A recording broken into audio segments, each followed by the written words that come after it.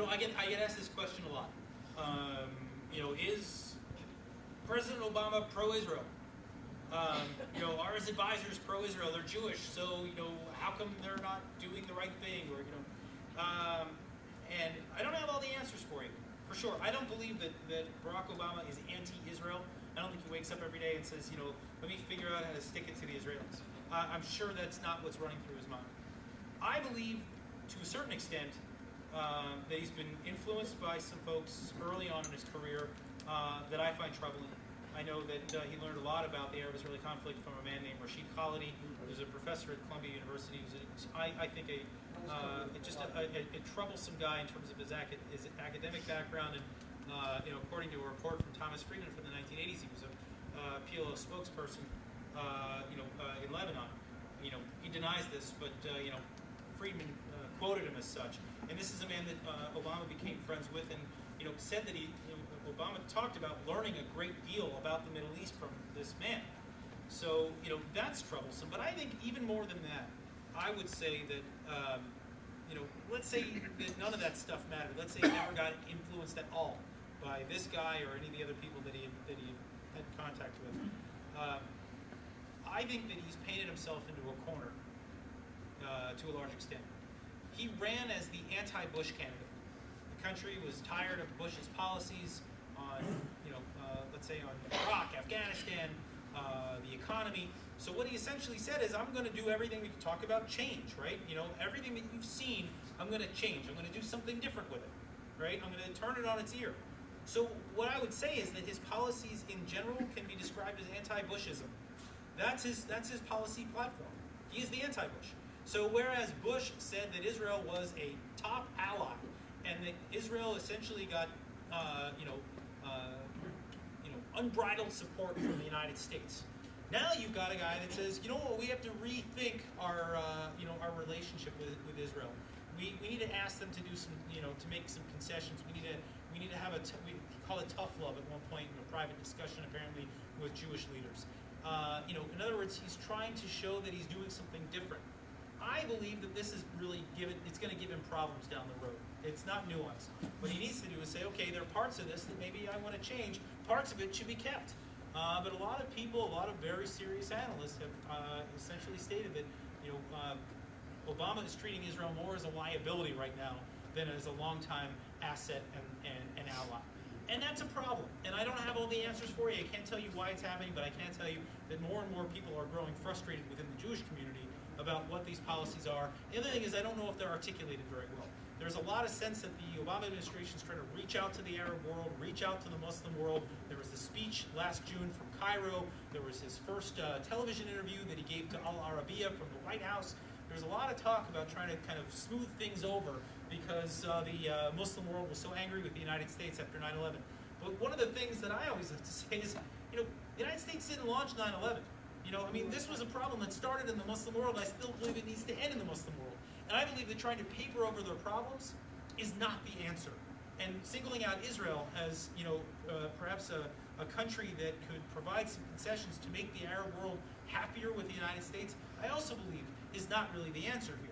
What we need to do is we need to get at the problem of radical Islam or Islamic fundamentalism or whatever you like to call it, make that the crux of our foreign policy, which is, again, you may not like what Bush did, you may like it, it doesn't matter to me.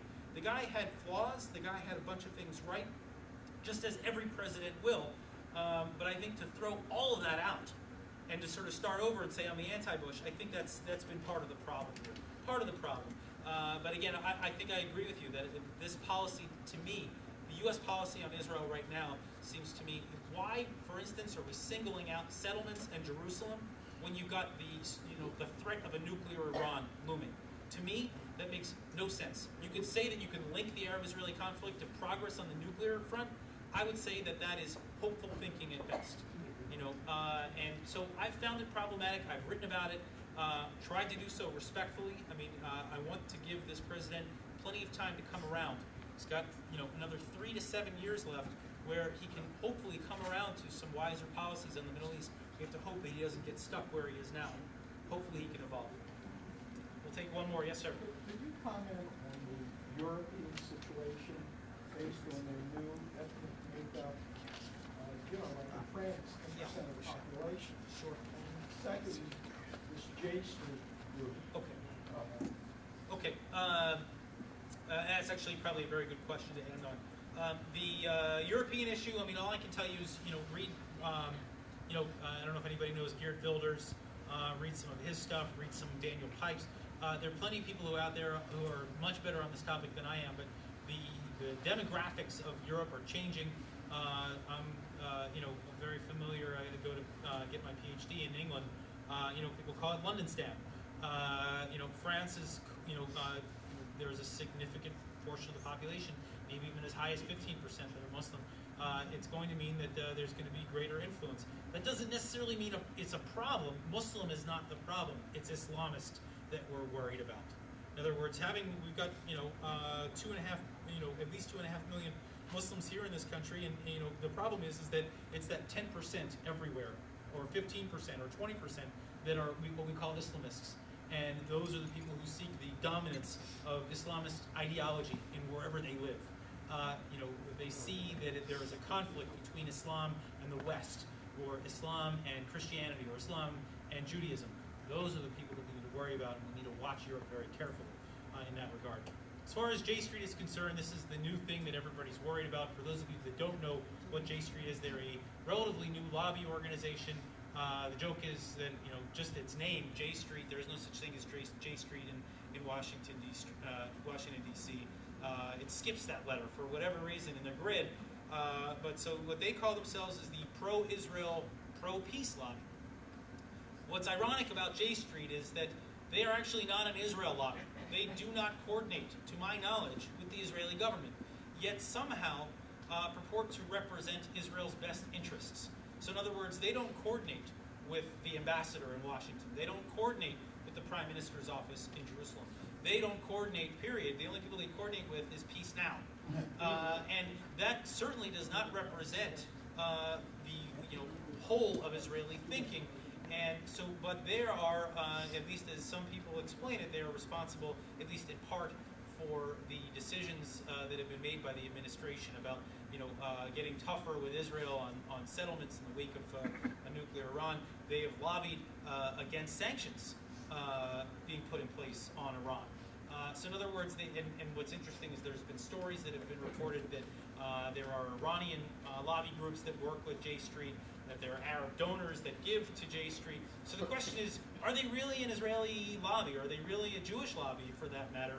Or are they sort of a Trojan horse that seems to be working with the administration that's trying to undercut the influence of AIPAC and other traditional groups? So it's a problematic issue that's being watched very closely by political observers inside Washington, and definitely something that that I encourage you all to keep an eye on. And with that, I think it's probably just worth saying that I commend you all for being here tonight and for taking an interest in these things.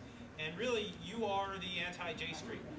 You are the antidote to that, because you're learning about realities and you're looking out for Israel's best interests, and hopefully being able to counteract some of the ideas that are being put forward right now, which may be antithetical to Israel's survival. So for that, I thank you, and I thank you for bringing me here tonight. And